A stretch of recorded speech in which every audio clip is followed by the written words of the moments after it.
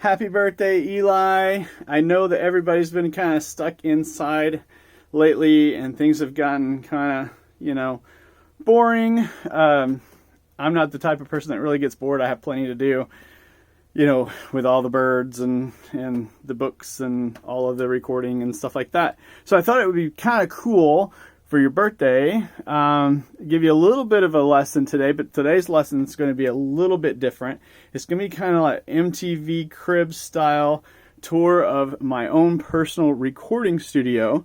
So I'm going to kind of hook you up with a little bit of inside, tricks of the trade, kind of how we do things here. A lot of recording studios nowadays are actually at people's houses. A lot of big, musicians and whatnot, they have their own personal recording studios at their house where they lay down a lot of their demos and things like that, to kind of, before they get, into even a bigger studio to lay down the real deal kind of, music. But what's cool is, I do a lot of different stuff here. I've worked with a lot of different artists, and they come in from all over the United States. I've got people from North Carolina all the way out to California, all the way, I've got, we've done some jingles here and stuff like that. So I just kind of wanted to give you a little insight as to what, a recording studio kind of looks like. So here, first off, this is our computer. I've actually got two monitors here. So one, I can move stuff back and forth. See, I can move I've got a couple of windows here where I can move, this is called my mix window here. So as you notice, it's got a lot of faders and all these little things here that are on there are what we call plugins. So they actually change the sound of whatever you're running through it. For instance, this plugin here is a reverb plugin that gives kind of a room sound to it. This particular reverb plugin is one that has been emulated from a real piece of hardware. I can actually do, I can actually take different plugins and do different things and process, the sound. For instance, so if I were to like play this, caught up inside my head, I don't think that I'll leave my bed, 'cause if I do. So kind of when I stop it, you can hear that reverb there playing,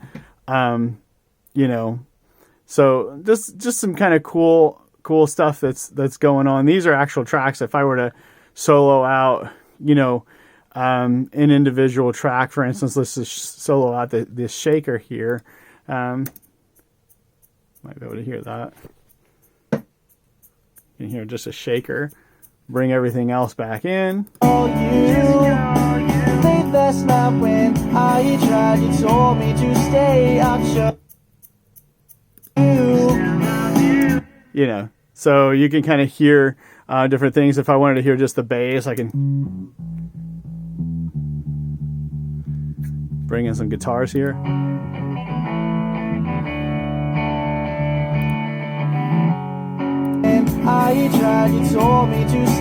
So just kind of some kind of cool stuff that's going on here that you could do in recording. Of course, I've got a couple of different sets of these are what we call monitors. These are monitors. Yes, these are visual monitors for mixing and editing and things like that. These are audio monitors for like speakers, what you would call a couple sets of monitors there. So what's really cool about this whole thing here, and I'll kind of maybe click some lights on, give me a little bit more light. What's really cool about this is, so I've got my Mac computer, and then I've got a couple of hard drives. Actually, there's 4 hard drives here, believe it or not. This is the main one that I'm using. This is where all the music gets written to, and then that's where. So when you record, that's where it goes, and then it reads and writes from there. How we do that is we plug into this equipment here.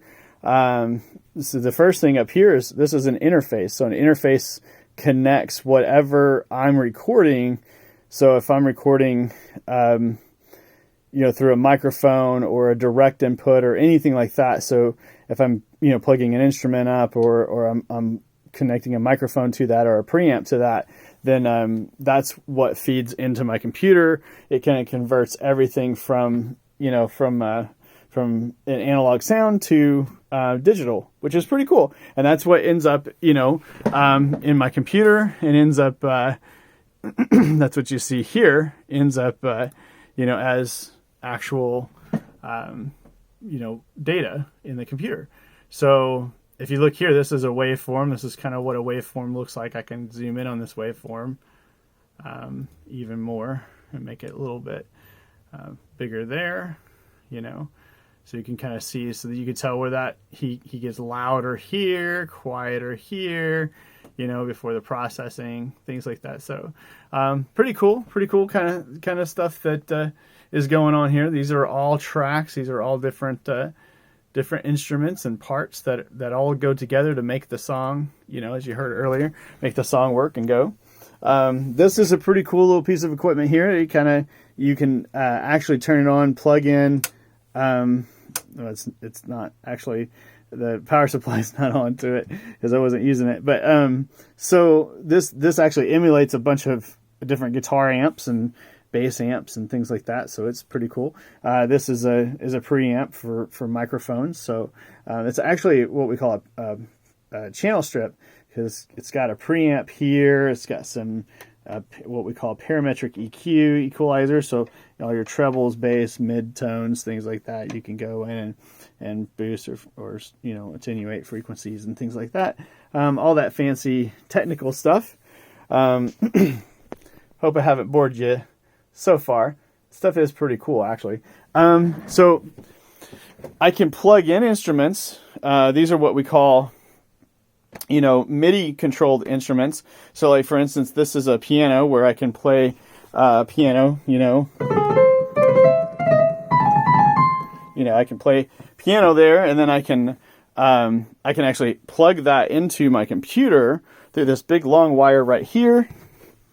And then I can actually change that sound.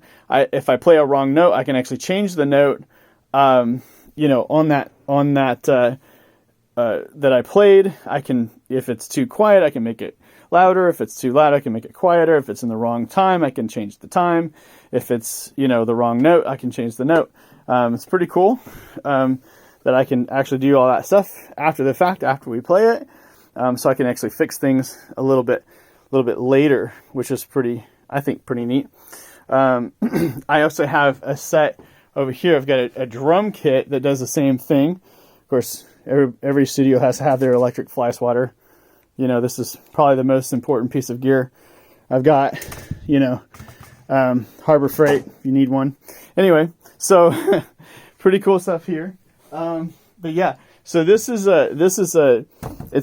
all folded up right now. It's all kind of put away, but this is a MIDI drum kit. So a drummer can come in, they can hit those drums.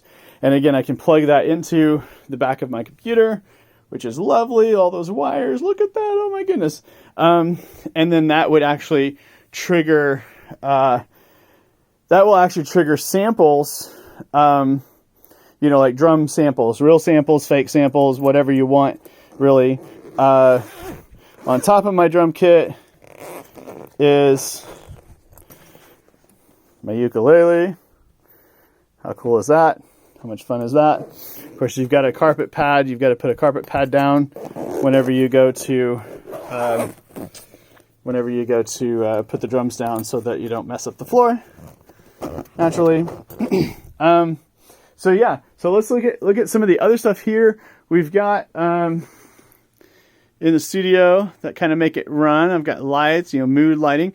Mood is a big thing. You always want to be kind of chill, relaxed. Everybody's just kind of, not fretting.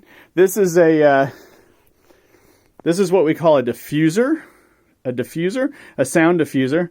It's actually what makes time travel possible, believe it or not. Right?